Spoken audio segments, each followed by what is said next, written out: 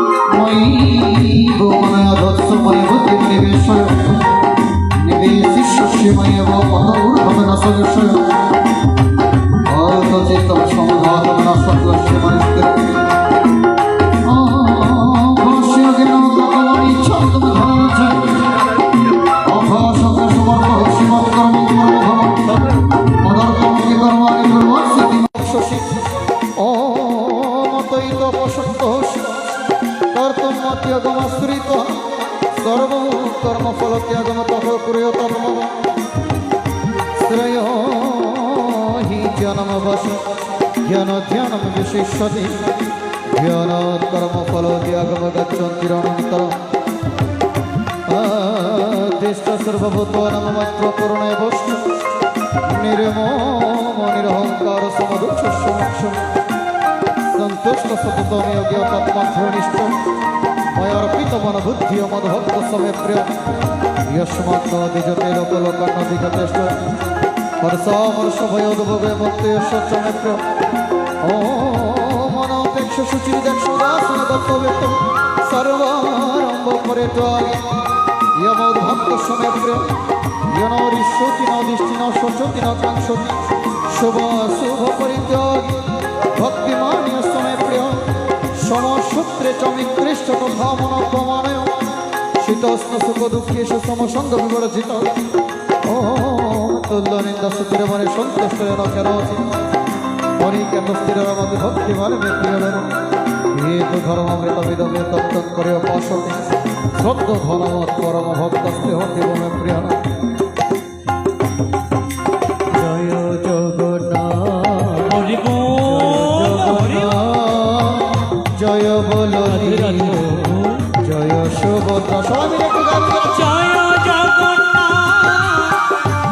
जगन्नाथ जय बलदेव जय सुभद्रा जय जगन्नाथ जय जगन्नाथ जय बलदेव जय सुभद्रा जय जगन्नाथ जय जगन्नाथ जय बलदेव जय सुभद्रा जय जगन्नाथ जय जगन्नाथ जय बलदेव जय सुभद्रा जय जगन्नाथ जय जगन्नाथ जय बलदेव जय सुभद्रा ओमिति श्री महाभारते शतशस्त्रायां संहेतयमभयसिक्तम विष्णु पर्वाणि श्रीमद्भगवद्गीता उपनिषत्सु ब्रह्म विद्यामे गोष्ठस्य श्रीकृष्ण अर्जुन संवादे भक्त्यगणामकं द्वादशोऽध्याय अव्यदक्षरं परिभ्रष्टगमत्रहीनं स्नेहभवे पूर्णाम भगवतु तत सर्वम तत्प्रसादात् जनार्दन जय गीता जय गीता जय गीता हरे बोल। देखते देखते अंतिम क्षणे एसे उपस्थित হয়েছি। আচ্ছা, যে সকল ভক্তবৃন্দ এখানে উপস্থিত আছেন একাদশী ব্রত কারা রাখেন একটু হাত তুলি তো। আছে কেউ এরকম? নেই?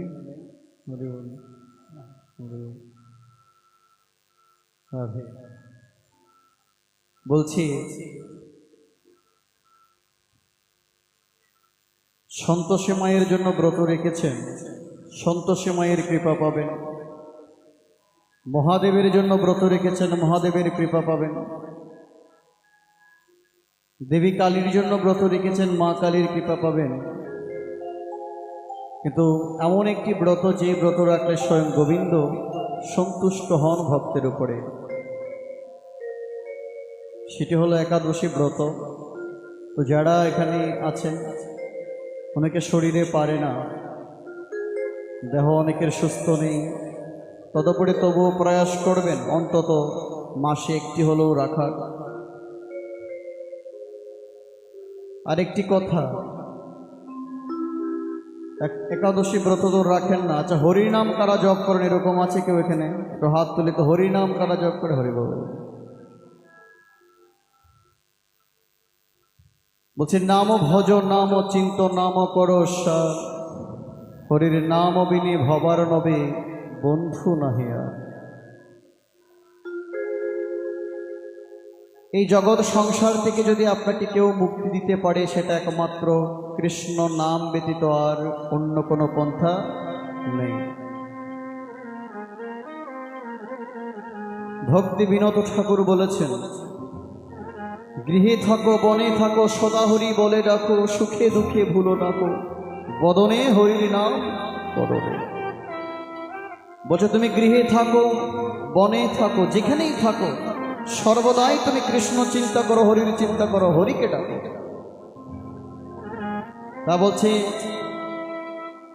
যেই গৃহে সর্বদাই হরির নাম হয়, যেই গৃহে সর্বদাই কৃষ্ণ নাম হয়, যেই গৃহে নিত্য গীতা পাঠ হয়, শাস্ত্রে বলছে সেই গৃহে কখনো কোনো অশুভ শক্তি প্রবেশ করতে পারে না। আর যেই গৃহে নিত্য ভগবানের সেবা হয় না, নিত্য গীতা পাঠ হয় না, নিত্য হরির নাম হয় না, শাস্ত্রে বলছে সেই গৃহে জমালয়ের যমদূতেরা আসে এবং যায়।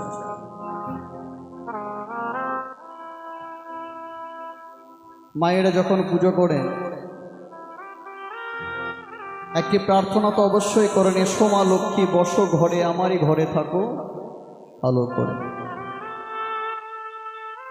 আচ্ছা, ভগবানের ভজন না করলে, ভগবানের সেবা না করলে সেখানে কখনো মা লক্ষ্মী আসবে? আসবে। আসলে কেবল মা লক্ষ্মীর শ্রী বিগ্রহ রাখলে যে মা লক্ষ্মী আসবে তা নয়। বলছে আগে ভগবানের সেবায় আমাদেরকে রত থাকতে হবে। বলতে বড্ড কষ্ট হয়, আজকাল আমাদের সনাতন ধর্ম কতটুকু নিম্ন দিকে যাপিত হচ্ছে একটু চিন্তা করবেন। এখনকার বর্তমানে দেখা যায় সকালবেলায় ঘুম থেকে উঠে নিজেরা কয়েকবার খেয়ে ফেলেছি, কিন্তু ভগবানকে এখনো পর্যন্ত দেওয়া হয়নি। আছে কিনা এরকম বাবা? সকালবেলা ঘুম থেকে উঠে নিজে কয়েকবার খেয়ে ফেলেছি, ঘরের মধ্যে যত সদস্য আছে সবাই কয়েকবার খেয়ে ফেলেছি, কিন্তু ভগবানকে এখনো পর্যন্ত দেওয়া হয়নি। তো বলি কি, যারা আমার এই অঙ্গনে আছেন অন্তত চেষ্টা করবেন মা প্রতিদিন প্রাতঃকালে স্নানাদি সেরে তুলসী মহারানীকে একটু সেবা করা। তুলসী মহারানী আছে না সবার? সবার ঘরে আছে তো তুলসী মহারানী, টব আছে, গাছ আছে। শুধু থাকলে হয় না, তুলসী মহারানীর সেবাও করতে হয়। বলছে প্রতিদিন সকালে উঠে স্নানাদি সেরে একটু তুলসী গাছে জল সেবা করার একটু চেষ্টা করবেন, জল দান। অমৃন্দায় তুলসী দৈবৈ প্রিয়ায় কেশব ষষ্ঠ বিষ্ণু ভক্তি প্রদে দেবী সত্যাবত্যই নমো নমঃ। মোরো এ অভিলাষ বিলাস কুঞ্জে দিও বাস, নয়নে হেরিব সদা যুগল রূপ রাশি। ভগবান বলছে কি জানেন, যেই ব্যক্তি আগে আমার ভক্তের পুজো করেন, যেই ব্যক্তি আগে রাধার ভজনা করেন, যেই ব্যক্তি আগে তুলসী মহারানীর ভজনা করেন, আমি তার কাছে সবার প্রথমে ছুটে যাই। আপনি রাধাকে না ডাকলে কখনো কৃষ্ণ পাবেন না। পাবেন? আচ্ছা বলুন তো, কৃষ্ণের নাম আগে আসে নাকি রাধার নাম আগে আসে? রাধা। কেন? প্রশ্ন তো করতে পারেন না। যন্তর্জামী তুমি প্রভু, সব কিছুর মালিক তুমি, অথচ তোমার নামের আগে রাধার নাম বসাতে হয় কেন? কারণ কি? যেদিন রাধারানীকে ছেড়ে চলে যাচ্ছে কৃষ্ণ দ্বারকার উদ্দেশ্যে, বৃন্দাবন ত্যাগ করে যাচ্ছেন, রাধারানী সেদিন কৃষ্ণের চরণ তলে লুটিয়ে পড়ে কাকুতি মিনতি করে বলছে, প্রভু আমায় ছেড়ে তুমি যেও না। রাধা এতটাই কৃষ্ণ ভক্ত ছিল, এতটাই কৃষ্ণের প্রতি প্রেমিক ছিলেন। চোখের পাপড়ি আমরা বন্ধ করি না, এই যে একবার চোখের পাপড়ি বন্ধ করি, রাধা ওই চোখের পাপড়িটা পর্যন্ত বন্ধ করতে চাইতো না। কেন জানেন? ওই চোখের পাপড়ি বন্ধ করলে সামান্য 1 সেকেন্ড, ওই 1 সেকেন্ডও রাধা কৃষ্ণকে না দেখে থাকতে পারতো না। দেখুন কতটা ভক্ত। কৃষ্ণ বিরহে আমি সর্বপ্রথমে বলছি, আমরা ভগবানের জন্য কে কতজন কেঁদেছে, কিন্তু রাধা ভগবানের জন্য আজও কাঁদে। কৃষ্ণ বিরহে রাধা আজও ভগবানের জন্য কাঁদে মা। আমরা বলি কি রাধা হচ্ছে কলঙ্কিনী। আচ্ছা বলুন তো, রাধা কি কলঙ্কিনী? রাধার মতো প্রকৃত ভক্ত এই জগৎ সংসারে আর দ্বিতীয় কেউ আছে? নেই। রাধার প্রেমে কোনো কামনা বাসনা ছিল না। স্বামী স্ত্রীর এই জগৎ সংসারে স্বামী স্ত্রীর প্রেমবন্ধনের মধ্যে কামনা বাসনা আছে, কিন্তু রাধা এবং কৃষ্ণের প্রেমে কোনো কামনা বাসনা ছিল না। ছিল কি? শুধুমাত্র প্রেম ছিল। ভগবানের প্রতি ভক্তের অবিচল ভক্তি ছিল। তাই বলছি, যেদিন বৃন্দাবন থেকে ভগবান চলে যাচ্ছেন, রাধা তখন কৃষ্ণের চরণ ছেড়ে দিতে রাজি নয়। না প্রভু, তোমায় ছেড়ে আমি কোথাও যেতে পারবো না, আর আমায় ছেড়েও তুমি কোথাও যেতে পারবে না। সেদিন কৃষ্ণ বলছে, তুমি জানো না রে রাধে,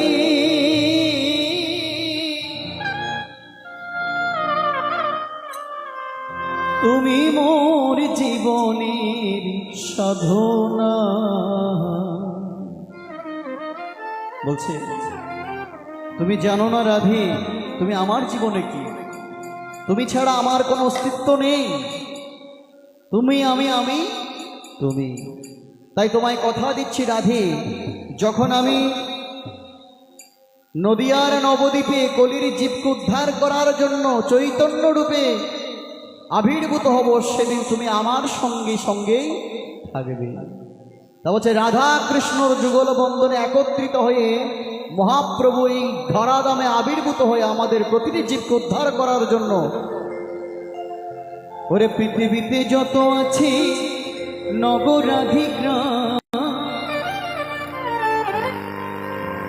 সর্বত্রই প্রচার করো মোরে কৃষ্ণ নাম। একটু দুহাত তুলি সবাই, হরি বল বলি হরে কৃষ্ণ কৃষ্ণ কৃষ্ণ কৃষ্ণ হরে হরে, হরে রাম রাম রাম হরে হরে। হরি হরি বল।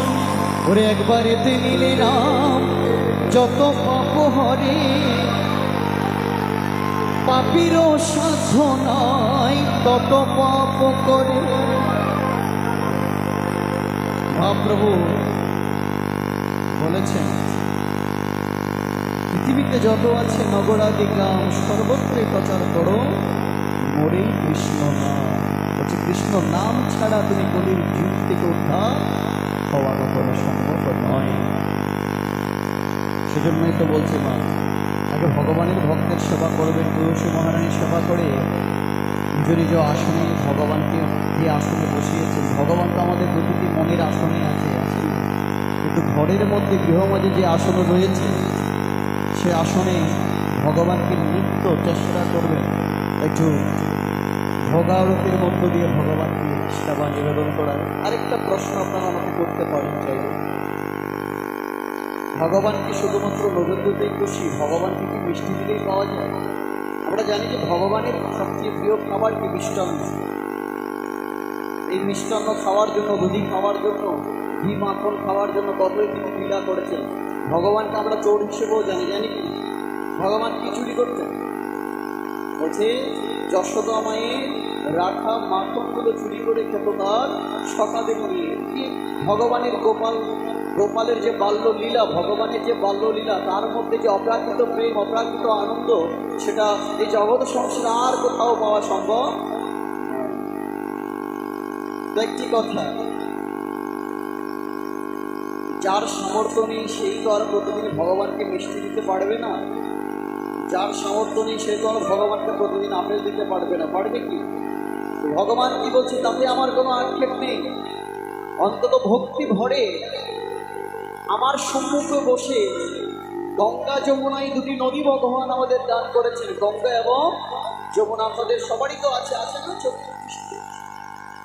বলছে এই গঙ্গা যমুনা দুটি নদী থেকে আমারই নাম স্মরণে যদি তুমি দুফুটা চোখের জলও তুলতে পারো তাতে আমি সন্তুষ্ট। বলছে ভগবান পাওয়া এত কঠিন কিছু নয়, আপনি চাইলেও ভগবানকে পেতে পারেন। কেন বলছি জানেন? জগায় মাথায় মতো পাপিয়ার চলছিল, সে জগায় মাথায় যেখানে হরিণী কুসুমকে তিনি তারা নিতাইকে মারধর করার জন্য ছুটতে পেছনে একদিন এমনও হয়েছে যে নিতাইয়ের কপালে সজরে কলসটি কানা দিয়ে আঘাত করে বসে রয়েছে। নিতাইয়ের কপাল থেকে রক্ত ঝরছে, কিন্তু তবুও তিনি জগায় মাথায় কিছু করেন, অভিশাপ নেই, দিকে আলিঙ্গন করেছেন তোকে মাথায়। তুমি আমার মাথায় মেরেছো কলসটি কানা দিয়ে, অঝরে রক্ত ঝরছে ঝরুক, তাতে আমার কোনো আক্ষেপ নেই। তবে মাথায় তোমরা যে পাপের পথে হেঁটে চলছো সেই পাপ পথ থেকে বেরিয়ে আসো। একই সাথে বদন ভরে দোহাত তোলে কৃষ্ণ নামে মুখরিত হয়। ওরে দশে পাছে নিয়ে দুয়ারে বসিয়া হরি গুণ কীর্তন গাহ সবাই হাতে তালি দিয়া। বলছে হাতের তালি বাজিয়ে মাথায় তুমি কৃষ্ণ নাম করো, দুহাত তুলে তুমি কৃষ্ণ নাম করো।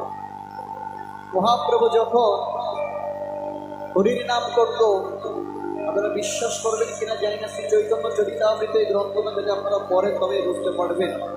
মহাপ্রভু যখন কীর্তন করত, মহাপ্রভুর কীর্তনের এত ভাব, এত প্রেম ছিল।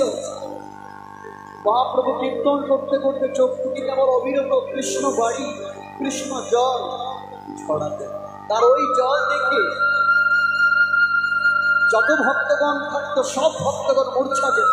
কৃষ্ণ নামের এত মহিমা, এত ভাব, এত প্রেম, এত অনুরাগ। এমন পথে কখনো হাঁটবেন না। দেখুন, রাজপ্রাসাদের থেকেও আমি সুখী নয়, মানে কারো কোনো প্রত্যেকেরই অভাব আছে, কিন্তু সবার তো বাড়িঘর আছে, আছে না? কেউ তো আর রাস্তায় থাকে না, থাকে। সবার বাড়িঘর আছে, কারো ঘর পাকা, কারো ঘর মাটি, কারো আবার দুতলা বাড়ি, কারো আবার একতলা বাড়ি, সবারই কিন্তু আছে। কিন্তু সত্যিকার অর্থে বলুন তো, আপনাদের মনে কোনো শান্তি আছে আছে কি? সংসারে কি আনন্দ আছে নাকি বেদনা আছে? বলুন, সত্যি করে বলবেন। সংসারে কোনো আনন্দ নেই, আছে কি শুধুমাত্র বেদনা? সংসার সংসার বলে তুমি কাটিয়েছ কাল, লাভ হইল না তোমার কেবল ক্ষুদ্র চঞ্চল। সংসার আপনাকে ততদিন ভালোবাসবে যতদিন আপনি সংসারকে দিতে পারবেন। সংসারে দেওয়ার সামর্থ্য যতদিন থাকবে সংসার আপনাকে ততদিন ভালোবাসবে। যেদিন দেখবেন দেওয়ার আর সামর্থ্য নেই, সেদিন সংসার আর আপনাকেও চাইবে না। বিশ্বাস করছেন না তো প্রমাণ। যদি পেতে চান তবে অসুস্থতার ভাব ধরে আপনি 1 মাস 2 মাস শুয়ে পড়ুন বিছানায়। একদিন দুদিন আপনার সেবা করবে, আপনার ছেলে বলুন, ছেলের বউ বলুন, এর পরের দিন থেকে দেখবেন আর আপনার কাছেও যাবে না। তখন বলবে কি জানেন, এই আপদ বিদে হলে বাঁচি। এই সংসার কেউ কারো আপদ নয়। আমরা একে অপরকে স্বার্থের কারণে ভালোবাসি। আপনার ছেলে মেয়ে আপনাকে ভালোবাসছে, আপনি তাদের ইচ্ছাগুলো পূরণ করতে পারছেন বলে, তাদের চাহিদাগুলো পূরণ করতে পারছেন না। যেদিন থেকে আপনার ছেলে মেয়ের চাহিদা আপনি পূরণ করতে পারবেন না, সেদিন থেকে ছেলে মেয়েও আপনাকে বলে উঠবে, যদি দিকেই না পারো তবে জন্ম দিয়েছে। এটা হচ্ছে স্বার্থে। একমাত্র নিঃস্বার্থ হয়ে ভালোবাসা কি জানেন? সেদিন বুঝবেন যেদিন শ্মশানের ওই কাঠ গড়ায়, শ্মশান পড়িতে সময় আপনাকে রেখে দিয়ে আপনার বন্ধু বান্ধব আত্মীয় স্বজন সবাই যখন চলে আসবে, সেদিন একাকী হয়ে আপনি পড়ে থাকবেন। সেদিন আর কেউ আপনার সাথে যাবে না, এবং সেদিন গোবিন্দ আপনাকে বলবে, আমি তো তোর সাথে আছি। তারা সবাই তোকে ছেড়ে দিয়ে চলে গেলেও আমি তোকে ছাড়তে পারি না। ভগবানও অত্যন্ত দয়ালু, ভগবানও ভক্তের জন্য কাঁদে। যেদিন কেউ আর আমার রবে না, সেদিন তুই আমার জন্য অপেক্ষা করতে পারবে। তা বলছে, যদি এখন থেকে আপনি ভগবানের সাধনায় মগ্ন হতে পারেন, তবে ওই ভব সমুদ্র পারাপারের সময় কেয়াঘাটের মাঝি স্বয়ং ভগবানই হবে। ভব সমুদ্র পারাপার করার সময় কেয়াঘাটের মাঝি কি হবে? ভগবান স্বয়ং নিজেই হবে। আর যদি আমি ভগবান সাধনায় এখনো পর্যন্ত মগ্ন হতে না পারেন, তবে ওই ভব সমুদ্র পারাপার করার জন্য আর কেউ আপনার সঙ্গ দেবে না, শুধু জমালয়ের যমদূতেরা। তুমি শেষ বিচারের আদালতে করবে বিচার হাকিম হো, আমি তোমার ক্ষমা যোগ্য নই। বলে তুমি শেষ বিচারের আদালতে করবে বিচার হাকিম হো, আমি তোমার ক্ষমা যোগ্য নই। সময় সময়ের গতিতে ভগবান সময় ছুটে যাচ্ছে, আপনাদের কাছে অনুরোধ খেলায় খেলায় নিজের জীবনটাকে রসাতলে ভাবিত করবে। এখন আমরা প্রত্যেকে হাত জোর করি, যদি এখানে একটু হাত জোর করে গীতার মহাত্মকে একটু পাঠ করি।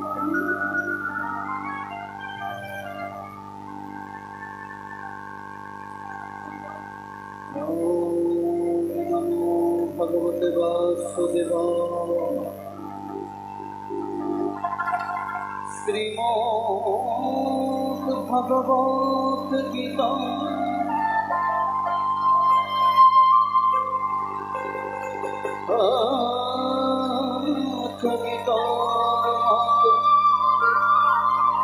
শ্রী ভগবান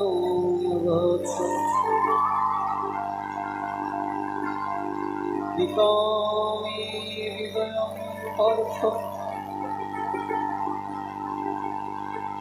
গীতামি সর্বোত্তমম গীতামি জ্ঞানমগ্রম গীতামি জ্ঞানাঞ্জন গীতামি চতুর্থম স্থানম গীতামি পরমম পদম গীতামি পরমম গুহ্যম গীতামি পরম গুরুঃ গীতাশ্রয়হম তিষ্ঠ্যামি গীতামি পরমম গৃহঃ গীতা জ্ঞানম সমশ্রিত্বা ত্রিলোকিং পলয়মহঃ গীতামি পরম বিদ্যা ব্রহ্মরূপণ সংশ্রয়ঃ অর্ধো মাত্রাহারাণি মনির্মহচ্ছুপদদেবিকা গীতনমামি বক্ষ্যামি গুহানি শ্রবণম কীর্তনাৎ সর্বপাপানি বিলোময়ন্তি তৎক্ষণাৎ গঙ্গা গীতাষ্টসাবিত্রী সীতা সত্যপতিব্রতা ব্রহ্মাবলী ব্রহ্মবিদ্যা ত্রিসন্ধ্যা মুক্তিগিরি अर्धमात्र चिदानंद भवगिनी प्रज्ञाशील वेदत्रयी परानंद भारत ज्ञान मन चढ़ी निकृत्व निजपे नित्यम नर निश्चल मानस ज्ञान सिद्धि मिलभे मिलिते परमपद ओम यदक्षरं परिभ्रष्टं मात्राहीनं स्नेहद्भावे पूर्णम भवतु ततो सर्व ततो प्रसाद जनार्दन जय गीता जय गीता। সবাইকে দাঁড়িয়ে যাই, কেন দাঁড়িয়ে আমরা আজকের অনুষ্ঠানে গীতার কীর্তন এবং হরি কীর্তনের মধ্য দিয়ে অনুষ্ঠান সমাপন করবো। যে যেখানে আছে হরি বল হরি